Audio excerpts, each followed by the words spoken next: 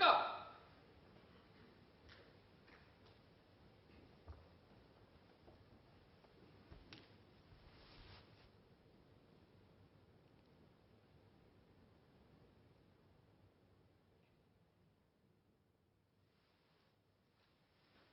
Order.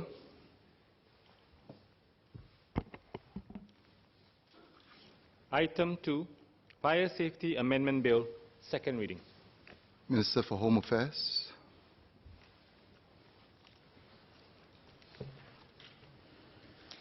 Mr. Speaker, on behalf of the Minister for Home Affairs, I beg to move that the bill be now read a second time. On 14 June 2017, an ordinary house fire escalated rapidly to an inferno that engulfed the entire Grenfell Tower in London. Firefighters took 60 hours to extinguish the fire. The fire claimed 72 lives, destroyed 151 homes, and rendered more than 200 residents homeless. While the inquiry is still ongoing, fire safety experts have discovered many serious fire safety breaches, such as the installation of over 100 non-compliant fire doors and the use of non-compliant external cladding, which contributed to the tragedy. More recently, on 15 April 2019, a fire broke out at the Notre Dame Cathedral and spread rapidly. The fire was put out only after 3 hours of intense firefighting. While the structure was saved, the cathedral's spire and most of its roof were destroyed and its upper walls severely damaged. Investigations are still ongoing, but it is already evident that the cathedral lacked fundamental fire prevention safeguards such as firewalls and sprinkler systems. Some of these safeguards were deliberately omitted due to design considerations, and these regulatory decisions are now being called into question in the aftermath of this tragic loss. These devastating incidents remind us of the catastrophic damage that can be caused by fires, and the importance of strong regulatory regimes to prevent such tragedies in the first place. In Singapore, our fire fatality rate remains low as compared with cities such as Hong Kong, London, New York, and Tokyo. We have succeeded in reducing it by half from 0.15 fatalities per 100,000 population in 2014 to 0.07 in 2018. In comparison, New York's fire fatality rate was 15 times higher in 2018, and Tokyo's was 9 times higher. That said, we should not be complacent and think we are immune. We would do well to remember the recent blaze at Jalan Buroh, where a fire engulfed a liquid petroleum gas facility about the size of 2 football fields. 1 worker perished and 2 others were hospitalized for burn injuries. The fire also caused significant damage to property. In fact, it could have been worse given the large amounts of liquid petroleum gas nearby, and if not for the valiant response by our SCDF firefighters. Our fire safety regulatory regime plays an important role in preventing fires and mitigating their impact. Let me briefly explain the regime. The Fire Safety Act sets out general provisions related to fire safety, such as various regulatory requirements and the responsibilities of relevant parties, including industry professionals and building owners. There is also a code of practice for fire precautions in buildings, simply known as the Fire Code, which sets out specific fire safety standards that must be complied with when the building is being constructed or when it undergoes additions and alteration works, or A&A works. SCDF regularly updates the Fire Code. It was most recently updated in May this year. The Fire Safety Act, on the other hand, was last amended in 2016. It is timely for us to review the Act again. Indeed, in recent years, we have observed developments which give impetus to bringing the Act up to date, among others. A, an increase in the height of buildings and urban density in Singapore, which makes firefighting operations even more challenging, as well as increase the potential damage from fires. And B, the introduction of new building materials and products which may pose higher fire risk. We have therefore reviewed the Act, and the amendment bill will have the following thrusts. 1. To enhance the fire safety of buildings in Singapore. 2. To increase the accountability of all parties involved in the supply chain for regulated fire safety products. 3. To enhance SCDF's investigative and enforcement powers to prevent and rectify non-compliances. 4. To optimize SCDF's capabilities and resources by allowing them to focus on the areas which present higher fire safety risk and outsource more routine and straightforward functions. And 5. To provide greater clarity to the industry on fire safety standards. Let me now explain the key amendments. I will start with our proposal to enhance the fire safety of buildings in Singapore. Currently, SCDF requires new buildings and buildings undergoing A&A works to conform to the prevailing fire code. However, older buildings that have not undergone A&A works are not subject to the latest requirements. Many, therefore, have not upgraded their fire safety measures for a long time. On top of that, some have occupants with reduced mobility, such as the elderly and patients. While these buildings have some measures which provide baseline fire safety, overall, they have a higher fire risk profile. The safety of the occupants and the public who visit such buildings can be enhanced by installing selected upgrades. SCDF needs to be given these powers to upgrade, to direct such upgrades.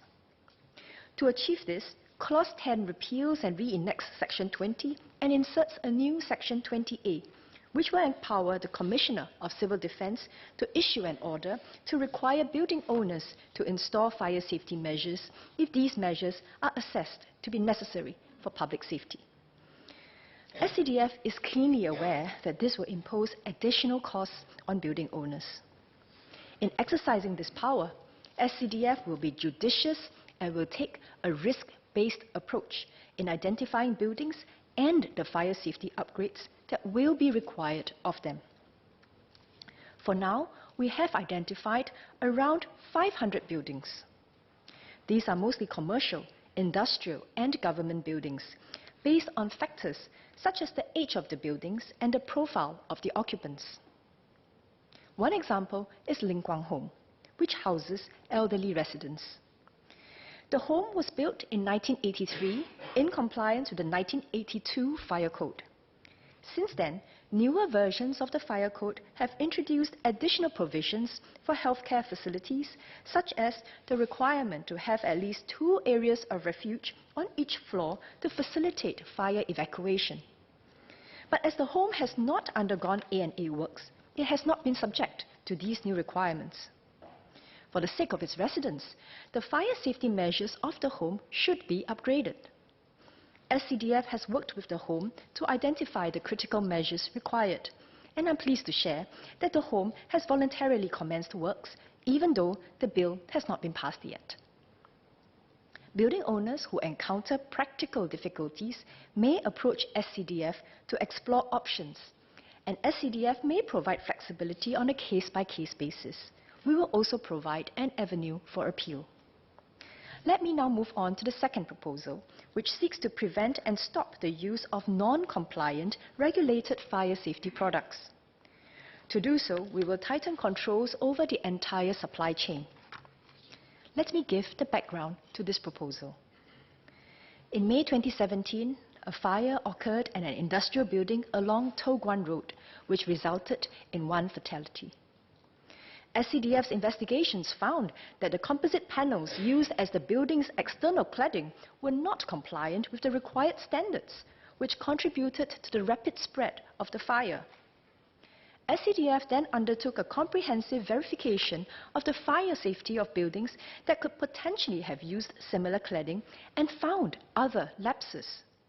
We then convened a cladding review panel which proposed various measures to tighten control over the supply chain.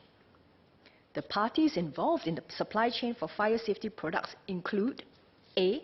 Manufacturers and suppliers. B. Laboratories that test the fire safety performance of the products and issue test reports. C. certification bodies that review the test reports and issue certificates of conformity, COC, that certify the fire safety performance of the products, and D, installers of these products. These supply chain actors all have a part to play in making sure that only products and materials that meet SCDF's prescribed standards in the fire code are used for our buildings. However, under the current Fire Safety Act, SCDF can only take limited enforcement actions against some of the parties. For example, A, the owners and occupiers for failing to appoint an appropriate qualified person or fire safety engineer to prepare the required plans and supervise fire safety works. B, any person who commences or carries out or authorizes the commencement or carrying out of fire safety works without the approval of Commissioner or without the supervision of an appropriate qualified person or fire safety engineer. And C, qualified persons, fire safety engineers and registered inspectors who do not carry out their responsibilities in ensuring that the fire safety works are in accordance with the Act requirements. We cannot prosecute other parties involved in the supply chain, nor can we issue rectification orders even if the product has been found to be non-compliant.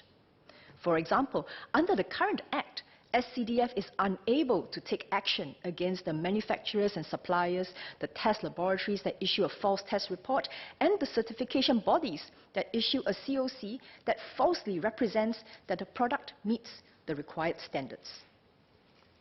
Clause 26 therefore inserts a new Part 5 on regulated fire safety products, which will introduce enforcement levers over all actors in the supply chain. The new Section 32C makes it an offence for any person to supply a non-compliant fire safety product. The new Section 32 makes it an offence for any test laboratory to issue a false test report. The new Section 32B makes it an offence for any person who is not an accredited certification body to certify these products and for accredited certification bodies to falsely issue a certificate of conformity. D, and when non-compliant products find their way into the market or into our buildings, the new Section 33A empowers Commissioner to issue directions to any party with possession, charge or control of the product to recall, cease supply, remove or dispose of the product, as well as to rectify any contravention. In addition, there may be situations where SCDF reasonably suspects certain products or materials to be non-compliant with the required standards. However, SCDF currently only has the power to order building owners to test the products, whereas there are instances where the culpability may lie with the certification body or the COC holder. The new Section 33 will therefore empower Commissioner to require a certification body or a COC holder to test any fire safety product, including installed products. If the certification body falsely issues a COC or does not cancel the COC after knowing that the product does not meet the applicable standards, or if the party refuses to comply with SCDF's order to test the product, the new Section 33B allows the Commissioner to order the certification body to cancel any existing COC. In addition, if the Commissioner has reason to believe that any person is supplying or offering to supply non-compliant fire safety products despite knowing that they are non-compliant, or falsely representing these products to be compliant, he can order the certification body not to issue any more COCs to this person, including for other products.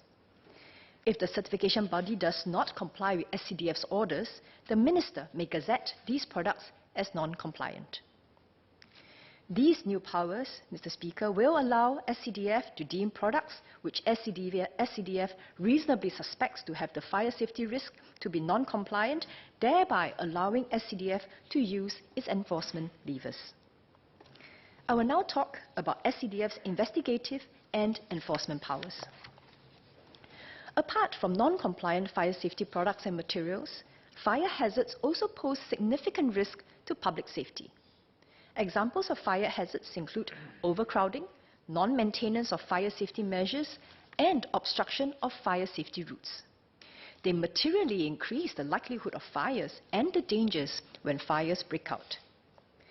Currently, when dealing with fire hazards, SCDF must first issue a fire hazard abatement notice and can only take action against the errant parties if they fail to comply with the notice.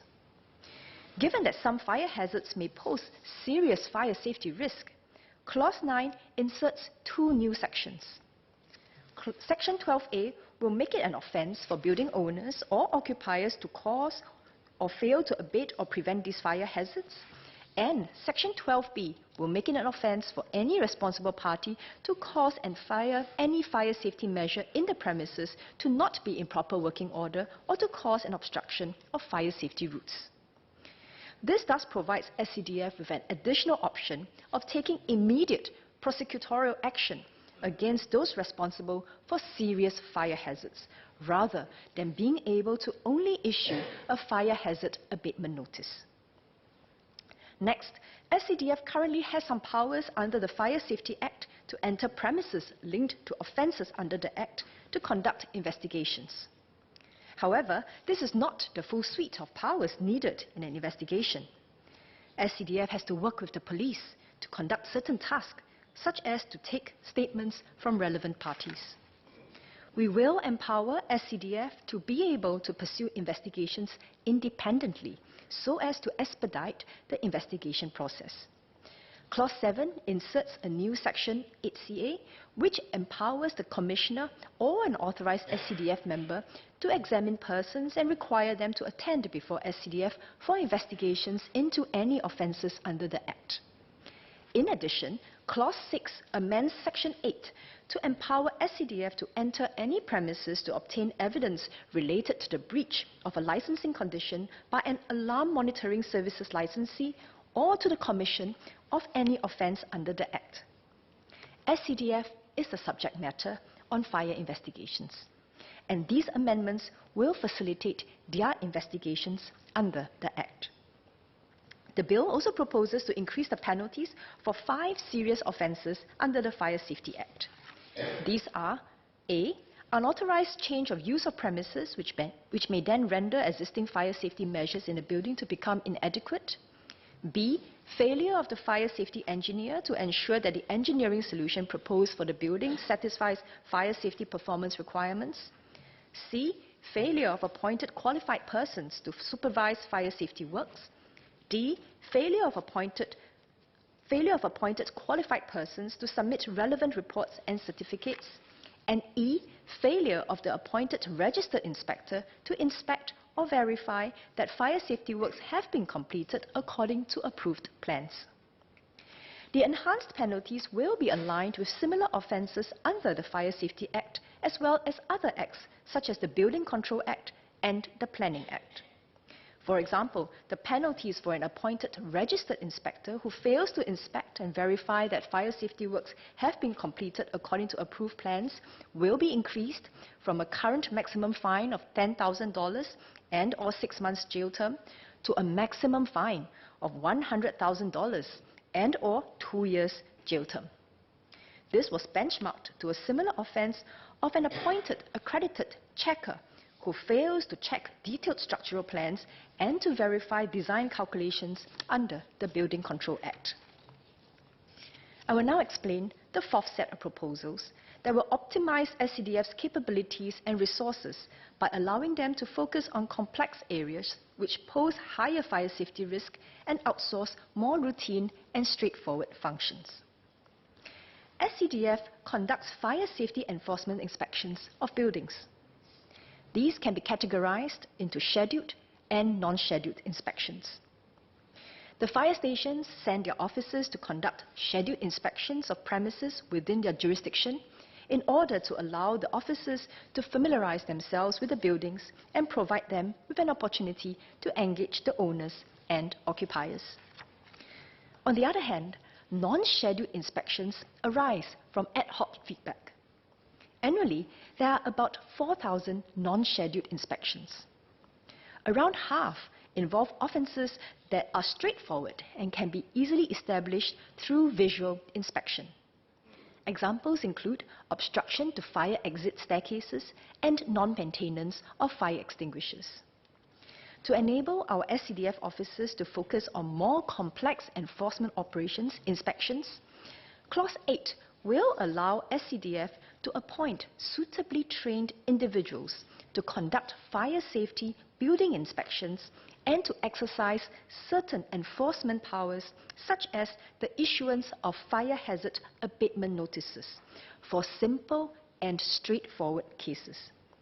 For a start, SCDF is looking to appoint a small team of around 5 third-party officers to conduct these tasks. These appointed officers will be deemed to be public servants for the purposes of the Penal Code in their exercise of these powers. SCDF will exercise careful discretion in the scope of work to be outsourced and retain control over all fire safety enforcement actions. SCDF will also implement safeguards such as random audits and require appointed officers to wear body-worn cameras when they carry out inspections. This will ensure that the appointed officers conduct their inspections professionally and minimize the risk of any abuse of authority. Next, SCDF relies on third-party fire alarm operators to monitor and verify alarms in higher-risk premises before deploying SCDF's resources. During the recent Jalan Buroh fire, the alarms at the premises detected the fire and immediately alerted both the fire alarm operator and SCDF. The fire alarm operator quickly confirmed the fire incident, and SCDF then dispatched its resources. Given the important role of alarm operators, as well as the projected 2 to 3% annual increase in demand for such services, Clause 17 inserts a new Part 3B on the licensing of persons providing alarm monitoring services. This will allow SCDF to regulate the operators, set minimum service standards, and ensure service continuity.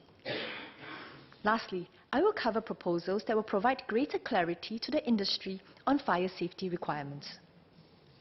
Clause 10 repeals and inserts a new Section 20, which requires designated buildings or classes of buildings to have a fire certificate in order to be occupied or used.